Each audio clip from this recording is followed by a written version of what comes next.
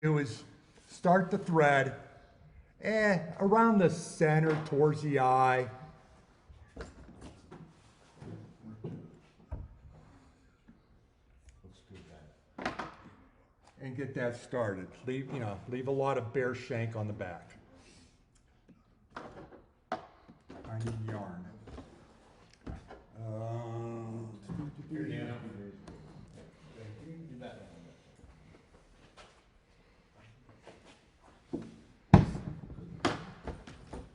Let's see, Anna Barkin. So next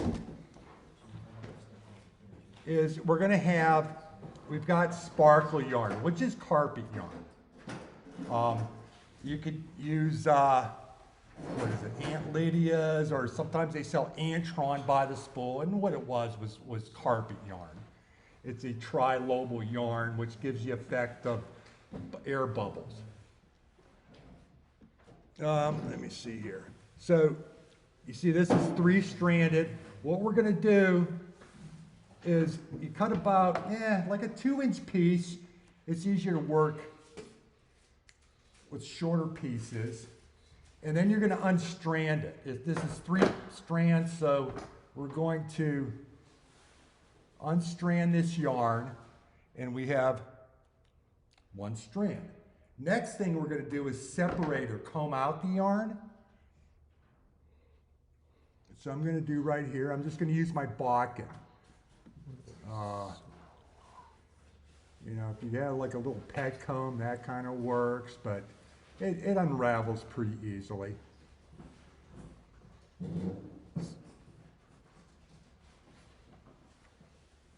So what you're doing is you're separating this. Now they do sell this on a spool. This is old, I've had this forever. Now this is tan, so the pattern calls for cream. I think I got this from Charlie Craven. He uses like a light tan, which I don't know if I catch more fish with it, but it's Charlie Craven, so I go with, and I have a lot of it. So now once you get unstranded, cut. Here, can you see that? Even the tips. And now I'm going to tie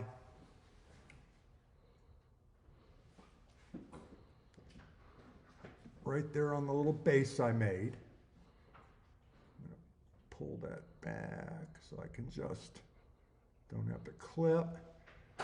So now I have this here. Now what I want to do, I'll use my scissor points. Get this untangled and as straight as possible.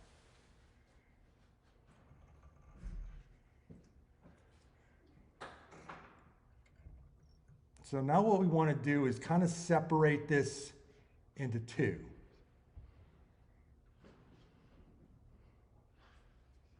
And this is why I like the bare hook here, not lay a thread. We're going to try to get this yarn surrounding most of the hook. So I'm going to pull this both sides back. Can you see that? Mm-hmm. There. I'm going to wrap back to about the hook barb.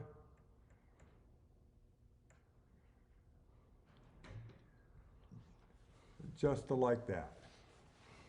Now, originally when Gary Lafontaine came up with this fly, we didn't have all these blends of dubbing, so we had this is hare's ear, olive and green match a lot of different casts. So what he would do is he would take a little bit of this sparkle yarn and he would cut like just a little bit, that much, and then break this up into pieces and mix it with his dubbing. Well, now you could go on Hairtron. Hairtron is rabbit with Antron fibers in it. Actually, I really don't see a reason to add that extra sparkle to the fly. We've got enough right here. So This is Hare's Ears. Where is it? This is Hare's Ears Plus. It does have a little bit of antron. It looks like clear antron in there. Yeah, I could just see, you know, sparse. So that's what I'm going to use. And what size hook are you? Oh, but this is just a standard nymph hook. You know, this is a 14. 14s and 16s are pretty much what you want to tie. You know, if the fish are real, like if it's 16 cats, I'll use a 14. If the fish are getting real picky, I'll go to a 16.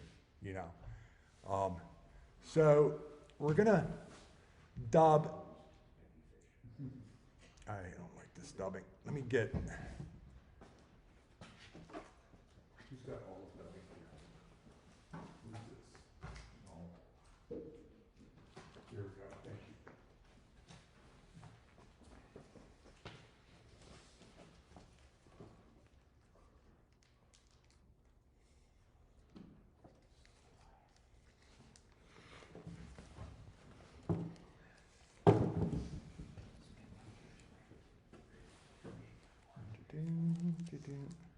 Okay.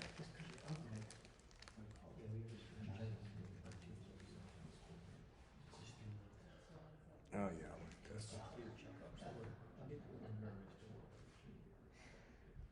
So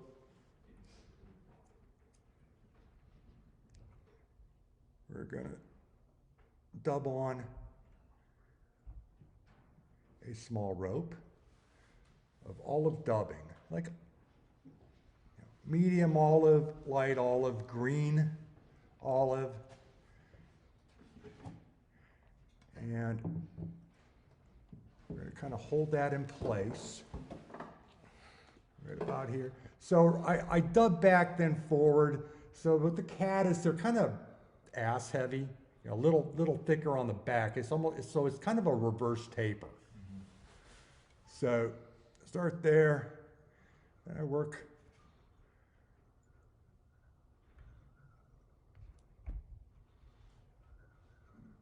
forward and a little more.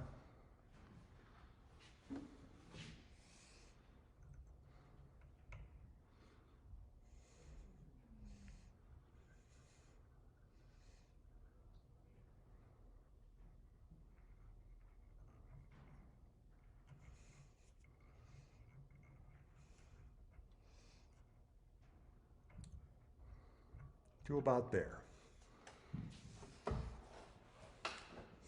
All right, so now we're going to try to keep this split.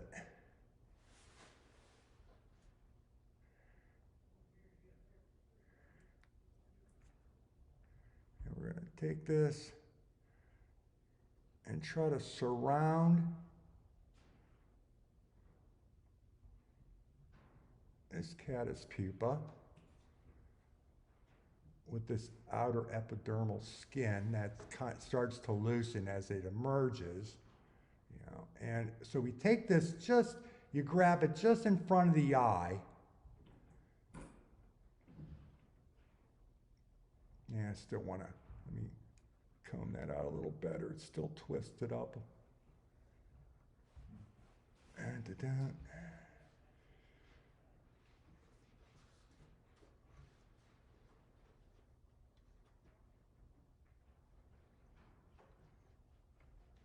we go.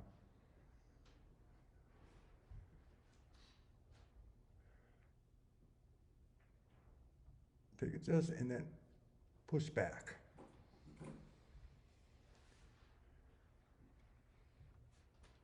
Switch hands. 2 soft loops. So now we're like right there. Now we can kind of, what we're going to do is kind of distribute these fibers around the fly as best you can. You know, like some of the fiber that they sell as sparkly yarn on hanks from some of the manufacturers, it's real coarse and it ends up hiding the fly.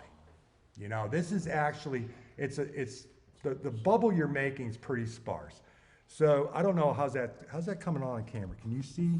Yeah. Does that show up? Yes. Okay.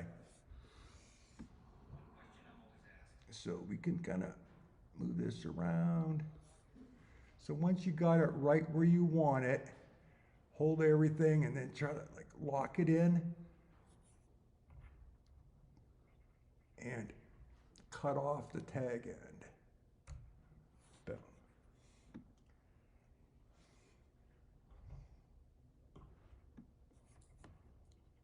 Now I'm going to try not to disrupt that tie down point. Make a little base for some deer hair.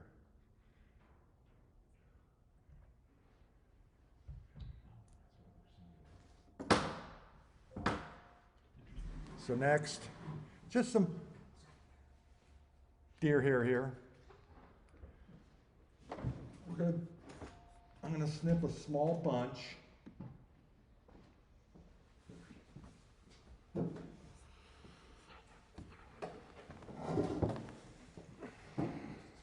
gonna sit there, get out. Trying to get this in focus. Here we go. Comb out the underfur. Tips go into the stacker.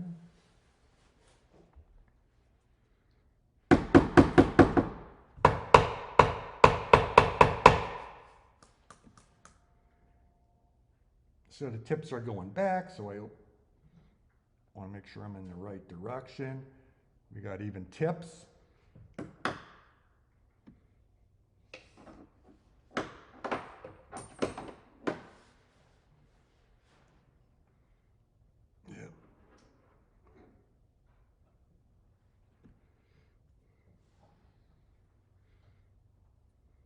Clean that up a little bit. So it's not a lot of deer hair. Now the wing on this is about the length of the body.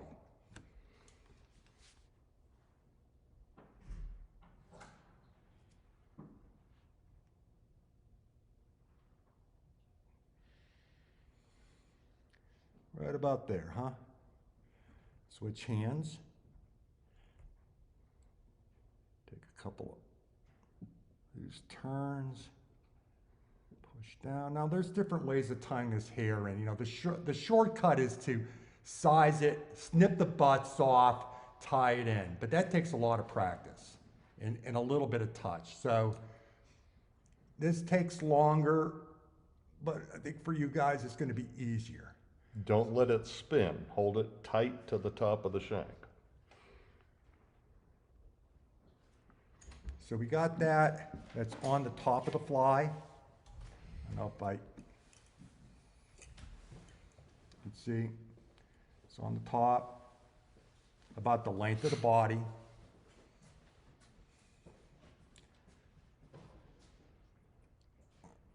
Lock that in a little bit. Oh, there was one other step I want to do here that he adds that I never really do, because as you catch fish, it becomes a trailing shuck on this. But you can take this fly and snip just a couple of pieces of yarn where at the front and let that flow back. And what that resembles is the shuck of the caddis. As it's trying to break out of the skin, you'll get a long, I guess, pieces of skin, so forth. So there you go. There's that. So now we got that. We're gonna tie these butts down right there.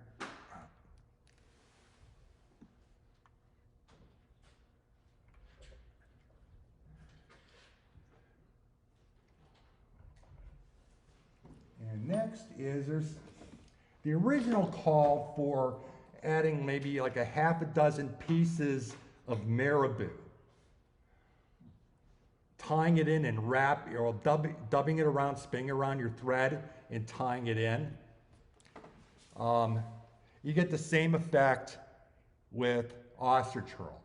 Or you could just dub rabbit, kind of you want it kind of shaggy. So really, I'm going to take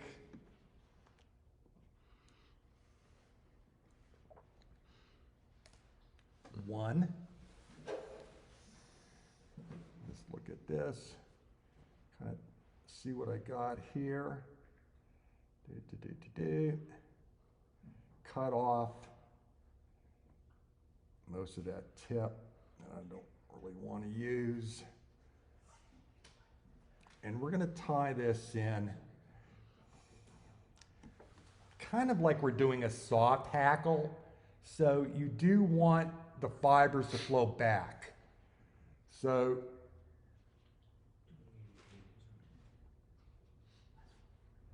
it's going to be this way. You know, it really just a little tough to see here, especially with my eyes. So I'm going to tie in the herl. Don't worry about the mess, it's going to get covered up. And now we're going to make a turn, kind of push these fibers back and make touching wraps.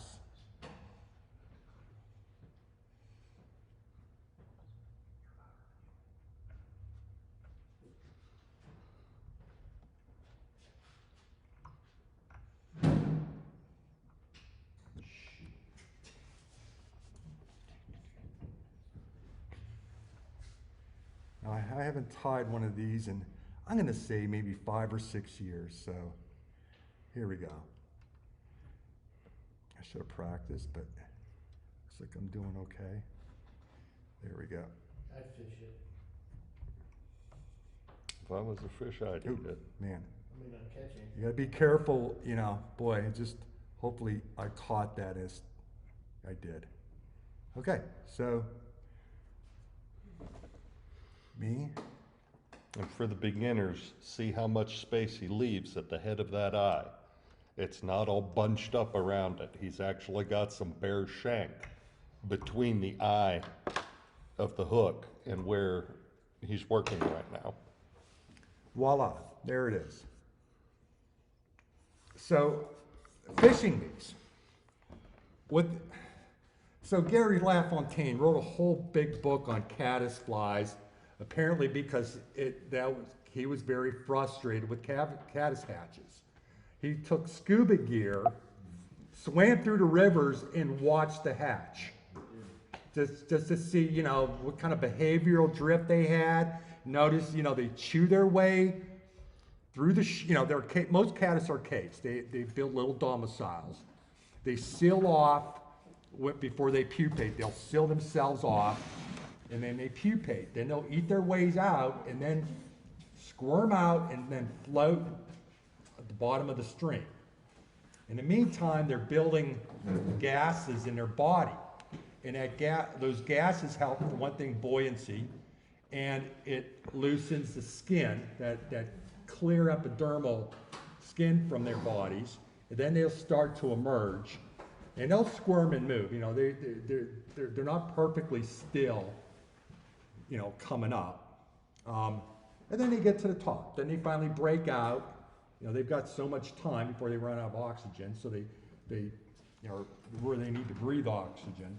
And they get to the top and they fly. So now on the dry fly part is where it gets tough with caddis hatches. We see a lot of, like, you'll see caddis in the air, on the water, and you see rise forms. But the rise forms, they're not taking the dry. It looks like you see a little splash or a little rise form, and you think that they're feeding on the caddis on top, when they're actually taking them in the film or just below the film. And what you're seeing is like the dorsal breaking the water, and it'll cause a disturbance on the water. You'll get a V, or maybe an irregular, it's not that circle, nice little dry fly rise form. It'll be like real irregular shaped. It could be the top of the head breaking the surface, a tip of the dorsal, the tail as they turn back down.